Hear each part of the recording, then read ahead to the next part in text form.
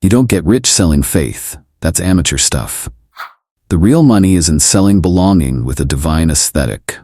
While the faithful believe they're donating to a higher purpose, the system cashes in like an emotional fintech, and with less regulation. You see, the problem was never religion itself, it was the distribution model. And modern churches, especially those that fill stadiums, understand this better than any Silicon Valley startup. The service became a product, the pastor became an influencer, and the Holy Spirit became a trigger for conversion. At first it seemed beautiful, a space for communion, mutual aid, an attempt to make sense of chaos. But as Baudrillard would say, the simulacrum replaced the real, and what was supposed to be transcendence became a grand performance stage. The altar, now with LED lights and surround sound, stages miracles with scripts, rehearsals, and emotional close-ups. It's not religion. It's a reality show with a predictable ending. More donations, more applause, more control. The irony? The believer enters seeking peace and leaves owing eternal gratitude.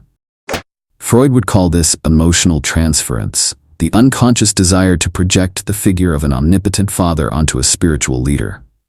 And therein lies the invisible profit. Faith is not sold.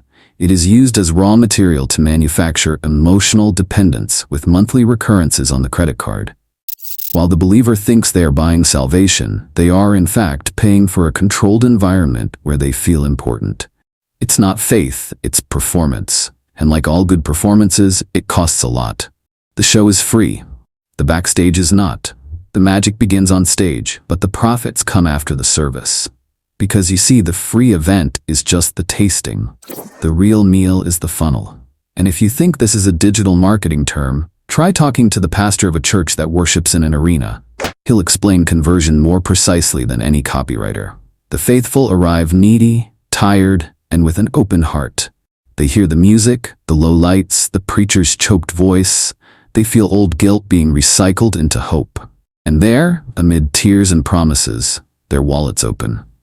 But it's not just the tithe, that's the basics, the standard subscription. The real deal lies in the hidden layers. Books with titles that sound like spiritual contracts, freeing your mind in 7 days with God. Anointed mentorships, exclusive retreats, VIP areas at events where you can pray closer to the pastor. Because of course, faith also has a privileged seat. And the merchandising? The merchandising. T-shirts, bracelets, customized Bibles, apps with reading plans that generate microtransactions and notifications as if the sky had become a feed. This is where the stroke of genius comes in. Scarcity. Few openings, few minutes of individual prayer, few blessings available that night. This triggers urgency. The fear of missing out on the miracle.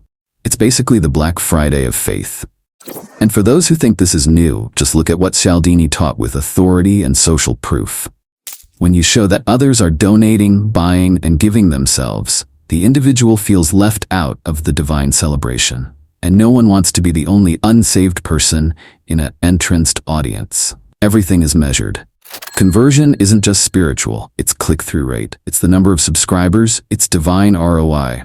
A scandal here, a miracle there, it all fits together like a carefully scripted show. The prayer is the script, the faithful are the lead, and the altar, my friend, is just the facade of a sales stage that would make any digital guru kneel with envy. And the inevitable question, why does this model work so well?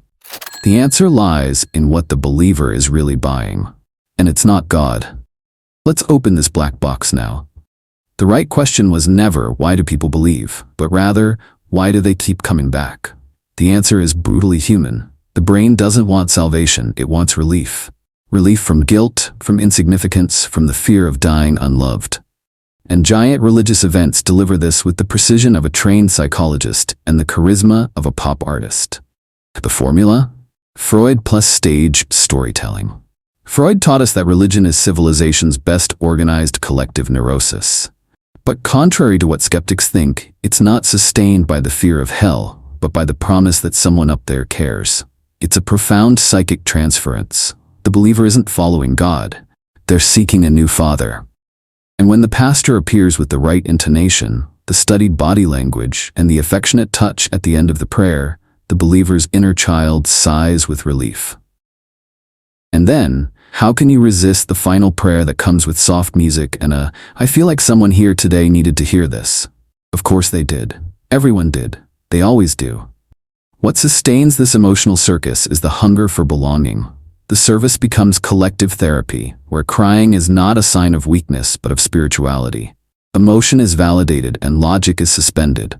Faith becomes a social drug, cheap, intense, and addictive. And like any good drug, there are those who sell it in more potent versions. What if I told you that, with a few subtle changes, this formula could yield 3 times the effect with half the guilt? This is where my plan begins. Let's get to it. If it were me, the service would be an immersive experience. Not in the name of God, but of scale. No lines at the door, no physical Bible, no red carpet for the pastor. Everything digital. Everything gamified. Salvation would have UX, fast loading, and minimalist design. The first step?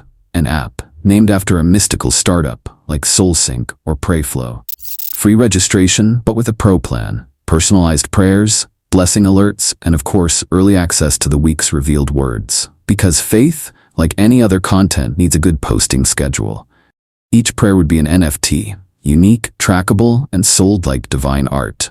You would buy the limited edition prayer for professional promotion, not just to ask, but to show that you invest in your faith with class. Spiritual influencers would be the new apostles. Impeccable makeup, angelic feeds, and videos with thumbnails of "God visited me while I slept" proof. The campaigns would be crowdfunding campaigns for collective healing, help John pay for the sacred retreat, with engagement goals unlocking exclusive blessings. No poorly printed gospel shirts. Merchandise would feature brand collaborations, caps with verses that glow under LED lights, smart rosaries connected to the app that vibrate with each prayer, an Apple Watch for the soul, and as a bonus, gamification. Faith points accumulated through check-ins at virtual services, exchangeable for symbolic blessings, animated stickers, and even coupons for one-on-one spiritual mentoring with the prophet. All with a storytelling of a divine journey, from weary sinner to heavenly visionary. Oh, and the dirtiest part? A clean, white, silent aesthetic. Like meditation, but with casino-like profit margins. No shouting, just soft whispers with a lo-fi gospel backdrop. Faith as an aspirational product.